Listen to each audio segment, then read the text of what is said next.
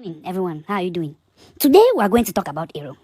Now that we are going to speak in English, how are you going to do? When they were telling you to go to school, you did not go. Whether you are going to understand or whether you are not going to understand, you'll be like a dog in front of a TV. But we are still going to talk about Aero. Mama me, let me tell you, Aero is like Cameroon national anthem. If you're not eating Aero and you're a Cameroonian, it means that you're not a true Cameroonian. Aero is like Ndole. Everybody is eating Aero. And that's how Nigerians are like that. They've taken Aero and they've gone and called it Atang. And they thought that by calling it like that, we are not going to notice the similarities. But today, we are going to tell you the true story about Aero. First things first, Cameroonian men that have elegance. They know how to take care of women. That's how everybody is just talking about patronizing, as if men that are just, they're not taking care of their women. Whereas ever since, Cameroonian women, they had their word to speak. But all within the respect of marital privilege. Not these Ashawo women we have today that are talking about, to their husband as if they were their age mate or their classmate. Even if you want to tell something to your husband, you will not talk to him as if he's, I don't know, a vagabond or a chuan. You have to tell him that, honey, you know how these women, they talk to their husband now. That's how you have to do it. In short, let's continue the story. Okay, a long time ago now, since 1991, there was a man called a G for Peter. He was in import-export and he was from Mutengene and doing a trade line straight to Nigeria. You know now, Cameroonian men, able men. He saw a woman from the name Gozi Ogechuku Omura Amarachi. Just hear the name, Nigerian woman. She saw a fine boy, fine sissy. That's how he was upright, bow-legged. The kind of man that is parading for Victoria's Secret. Are you doubting Cameroonian men? How can you doubt Cameroonian men when you know Francis Ngannou? You don't have to doubt. So Miss Obiora, she set a trap, a correct trap for a Belendifo. That's how she came. She told him that she only has to be his wife and they have to go back to Cameroon together.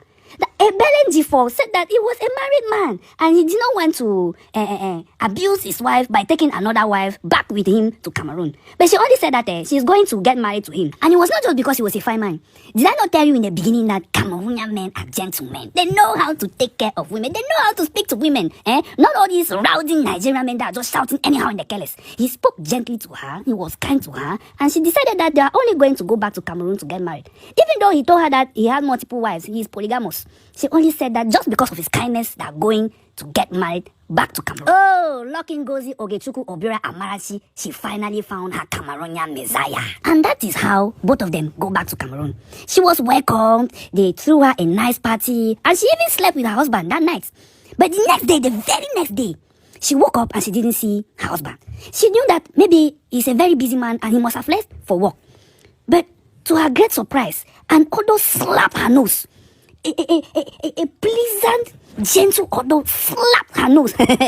And as she was going to the kitchen to check if it was one of her spouses, one of her wives, who prepared the meal, who did she see?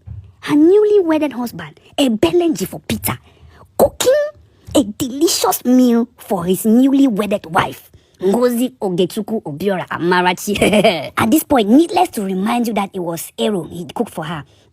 Aero, the jewel of Mount Cameroon, the food of the chosen people. Ngozi. She ate the food. She cried all the tears of her body, and she thanked God for this marvelous husband that God sent her. And that is how they ate together, and they went to sleep for the whole day.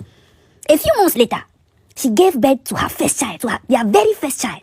And they decided to name him Good Luck Ebele Jonathan. Cameroonians, first of all, shut up. Nigerian people, don't pretend. You know this name. You know Good Luck Ebele Jonathan. He was your first president. He was one of your first president. Don't pretend you don't know the name. You know. Nigerian people say amen, amen. Even if you don't answer, I'm going to answer myself. Both of them lived a beautiful and prosperous life until death did them part, and she had to go back to her country.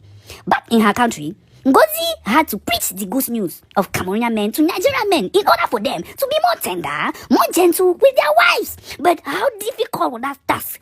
How difficult was it for her to preach that good news to those men? But a fateful day, she saw her late husband in a vision, and he told her, "My beloved Amarachi, the task you have at hand is a very complicated one. But to aid you on this path, you will prepare for them the dish I cooked for you on our wedding day. You will cook for them Aero, but you will not call it Aero. You will rename it Efang. Only them will they listen to you." That being said, this is the true story about Aero and Efang. By this, you will notice that Cameroonians and Nigerians are really brothers. But don't thank me, eh? I beg. Bye.